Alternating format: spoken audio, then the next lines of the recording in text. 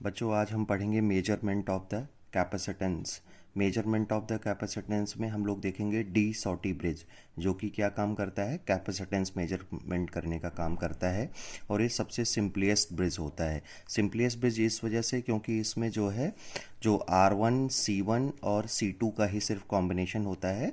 और ये ब्रिज जो है, this bridge is the simplest method of comparing two कैपेसिटेंसेस।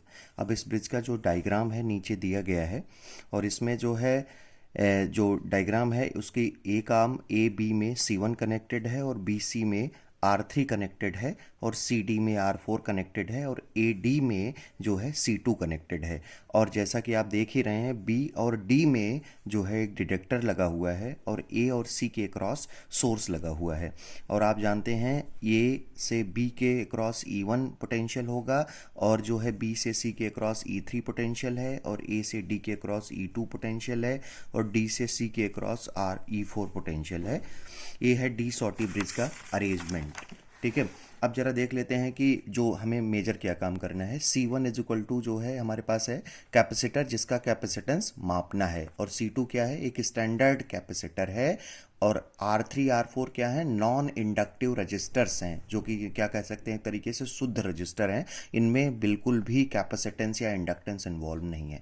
Balance condition पे मैंने आपको क्लास में भी बताया हुआ है कि बैलेंस कंडीशन पे हम जानते हैं क्या होता है कि C1 R4 is equal to C2 R3, या आप एक बात कह सकते हो क्या कि Z1 Z4 is equal to Z2 Z3।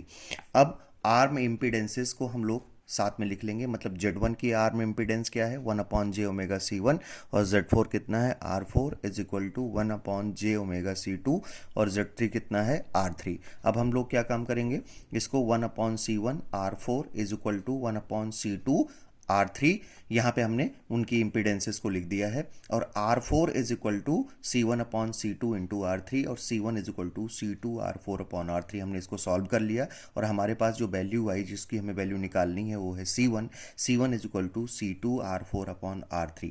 The balance can be obtained by varying R3 और R4। हम लोग बैलेंस कैसे निकाल सकते हैं, मतलब जो नल कंडीशन हमें फाइंड आउट करनी है नल डिटेक्टर से, हम लोग R3 और R4 को बैलेंस आउट करके निकाल सकते हैं।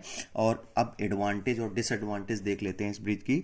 The advantage of this bridge is it's simplicity, मतलब ये ब्रिज की जो सिंप्लिसिटी है वो इस ब्रिज की सबसे बड़ी एडवांटेज है। और जो इम्पॉसिबल, और डिसएडवांटेज क्या है इसकी कि impossible to obtain balance if both the capacitors are not free from dielectric losses. अगर कैपेसिटर जो है डाइलेक्ट्रिक लॉस से फ्री नहीं है होंगे तो इसमें संतुलन की स्थिति को प्राप्त नहीं किया जा सकता आसानी से। तो बच्चों आज के लिए इतना ही, धन्यवाद।